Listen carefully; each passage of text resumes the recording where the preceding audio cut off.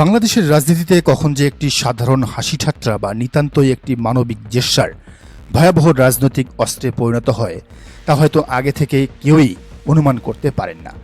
সদ্য সমাপ্ত ঈদের দিন আমরা ঠিক এমনই এক অভাবনীয় এবং তীব্র রাজনৈতিক কাদা ছোড়াছড়ির সাক্ষী হলাম, যার কেন্দ্রে রয়েছেন বর্তমান সংসদের বিরোধী দলীয় নেতা এবং বাংলাদেশ জামায়াতে ইসলামীর আমির ডাক্তার শফিকুর রহমান। ঘটনাটি ঘটেছে ঈদের দিন তার সরকারি বাসভবনে আয়োজিত এক বিশাল এবং ঐতিহাসিক ঈদ পুনর্মিলনী অনুষ্ঠানে। রাজনৈতিক বিশ্লেষকদের মতে জামায়াতে ইসলামের ইতিহাসে এর আগে কখনোই বিরোধী দলীয় নেতা সরকারি বাসভবনে এত বড় কোনো কূটনৈতিক ইভেন্টের আয়োজন করা হয়নি, যেখানে অন্তত 100টি দেশের শীর্ষ কূটনৈতিক এবং রাষ্ট্রদূতেরা উপস্থিত ছিলেন। এটি দেশের রাজনীতিতে জামায়াতের এক বিশাল কূটনৈতিক সাফল্য এবং তাদের ক্রমবর্ধমান গ্রহণযোগ্যতার একটি সুস্পষ্ট বার্তা ছিল।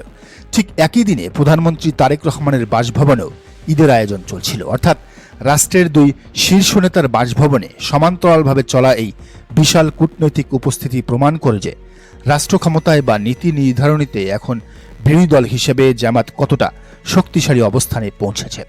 কিন্তু এত বড় একটি রাজনৈতিক এবং কূটনৈতিক মাইলফলককে সম্পূর্ণ আড়াল করে দিয়ে সোশ্যাল মিডিয়ায় এখন আলোচনার একমাত্র বিষয়বস্তু হয়ে দাঁড়িয়েছে একটি ছোট্ট কয়েক সেকেন্ডের ভিডিও ক্লিপ।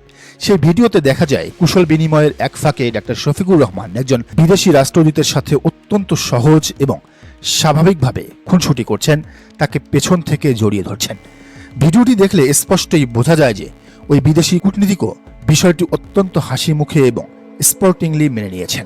কিন্তু এই সহজ, স্বাভাবিক এবং একটি মানবিক আচরণকে কেন্দ্র করে সোশ্যাল মিডিয়ায় শুরু হয়েছে তীব্র ট্রোল এবং সমালোচনা। অভিযোগ উঠেছে সরকারি দল বিএনপির ছাত্র সংগঠন ছাত্রদল বিএনপি, আল জাজিরার তথাকথিত অনুসন্ধানী সাংবাদিক জুলকারনাইন সায়ের এবং এনসিপির বেশ কিছু অ্যাক্টিভিস্ট এই ভিডিওকে সামনে এনে বিরোধী দলীয় নেতাকে ব্যক্তিগতভাবে আক্রমণ করছেন। এখন প্রশ্ন হলো, কেন এই সামান্য একটি বিষয়কে এত বড় করে দেখানো হচ্ছে? জামাতের সমর্থক এবং অনেক নিরপেক্ষ রাজনৈতিক বিশ্লেষকদের মতে এর পেছনে রয়েছে এক সুগভীর রাজনৈতিক সমীকরণ।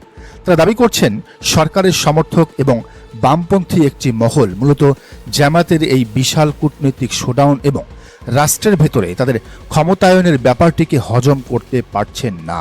যেহেতু ডাক্তার শফিকুর রহমানের বিরুদ্ধে হাওয়া ভবনের মতো কোনো মেগা দুর্নীতির অভিযোগ নেই কিংবা পতিত স্বৈরাচার আওয়ামী লীগকে পুনর্বাসনের কোনো রাজনৈতিক অপবাদও তার ঘাড়ে চাপানো যাচ্ছে না, তাই তাকে সামাজিকভাবে হেয় করার জন্য এই ধরনের সস্তা মিডিয়া ট্রায়ালের আশ্রয় নেওয়া হচ্ছে।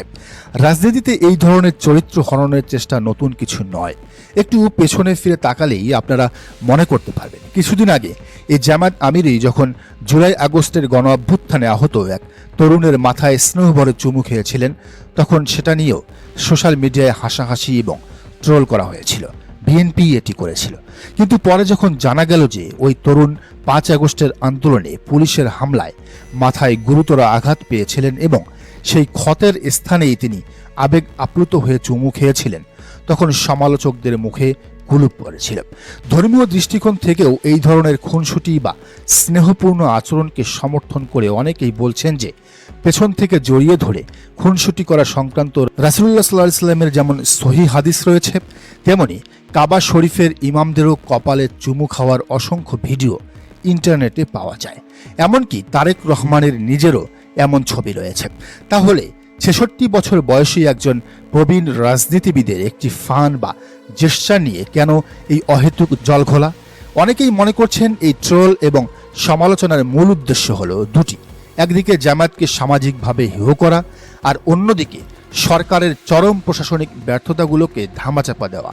আপনারা খেয়াল করে দেখুন, ঠিক গতকালই রাতে কুমিল্লার এক ভয়াবহ ট্রেন দুর্ঘটনায় 15 জন নিরীহ মানুষের মর্মান্তিক প্রাণহানি ঘটেছে। দেশের যোগাযোগ ব্যবস্থা এবং প্রশাসনের এত বড় একটি চরম ব্যর্থতা এবং শোকাবহ ঘটনা নিয়ে মূলধারার মিডিয়া বা সোশ্যাল মিডিয়ায় তেমন কোনো জোরালো আলোচনা বা হইচই নেই। এই মন্ত্রণালয়ের মন্ত্রী তথাকথিত সমঝোতার চাঁদাবাজ রবিউল ইসলামের পদত্যাগ কেউ দাবি করছে না। 15টি তাজা প্রাণ ঝরে যাওয়ার খবরের চেয়ে একজন রাজনীতিবিদের হাসি ঠাট্টার ভিডিও আজ সবার কাছে বেশি মুখরোচক হয়ে উঠেছে। একটি ট্র্যাজেডিকে পাশ কাটিয়ে যখন একটি ট্রোল জাতীয় আলোচনার কেন্দ্রবিন্দুতে পরিণত হয়, তখন বুঝতে হবে যে আমরা জাতি হিসেবে রাজনৈতিক অন্ধত্বের চরম সীমায় পৌঁছে গেছি। বিরোধীদের যে কোনো আচরণকে তা যত স্বাভাবিকই হোক না কেন আতশ কাচের নিচে ফেলে মিডিয়া ট্রায়াল করার এই যে নোংরা সংস্কৃতি, তা নতুন বাংলাদেশের রাজনৈতিক পরিবেশের জন্য মোটেও শুভ লক্ষণ নয়।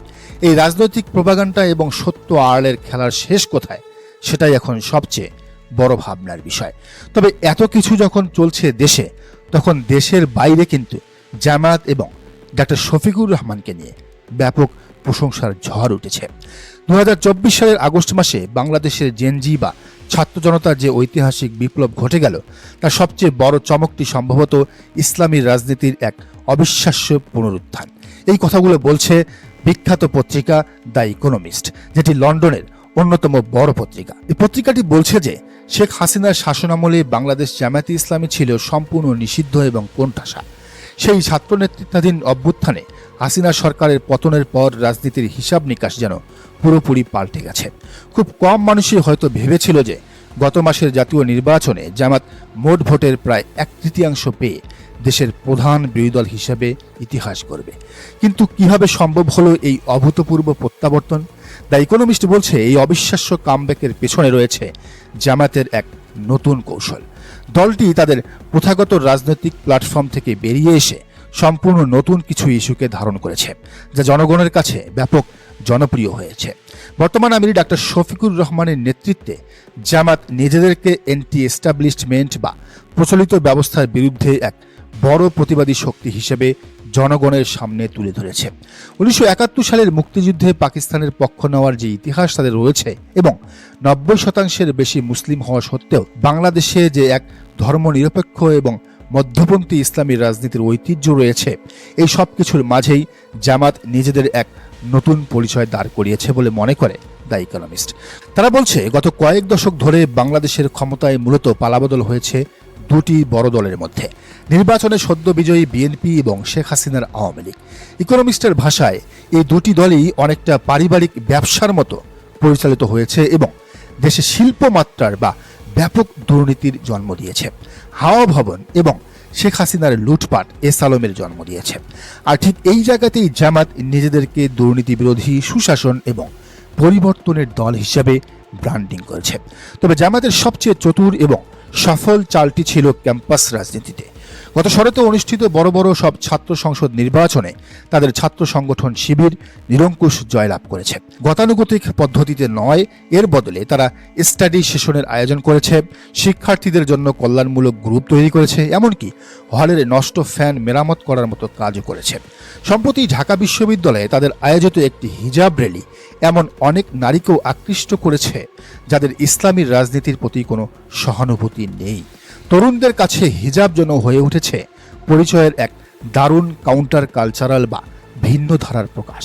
ইকোনমিস্ট বলছে এসব কথা। জামাত আজ এমন এক শক্তিতে পরিণত হয়েছে যাকে এড়িয়ে যাওয়ার কোনো সুযোগ নেই। জামাত এখন স্বপ্ন দেখছে আগামী নির্বাচনে সরাসরি ক্ষমতায় যাওয়ার। তখন তারা কি করবে? এমন প্রশ্নের জবাবে ডক্টর শফিকুর রহমান এক দারুণ জবাব দিয়েছেন। যেমন ব্যবসায়ীদের সাহায্য করা, শ্রমবাজারের চাহিদা অনুযায়ী শিক্ষা ব্যবস্থা ঢেলে সাজানো এবং দুর্নীতিবাজ বা কট্টর দলীয় আমলাদের লাগাম টেনে ধরা। তিনি জোর দিয়ে বলেন যে শরিয়া বলতে জামাত মূলত ন্যায় বিচার, জনকল্যাণ এবং ক্ষমতার অপব্যবহার রোধকে বোঝায়। ইকোনমিস্ট শেষে একটি কথা বলে তাদের রিপোর্টটি শেষ করেছে। তারা বলছে, তবে দিন শেষে জামাত আসলে কেমন বাংলাদেশ গড়তে চায় তা কেবলই মহান আল্লাহ তাআলাই জানেন। তার মানে বোঝাই যাচ্ছে দেশের বাইরে থেকেও জামাতকে নিয়ে এক ধরনের উচ্ছ্বাস, উদ্দীপনা তৈরি হয়েছে।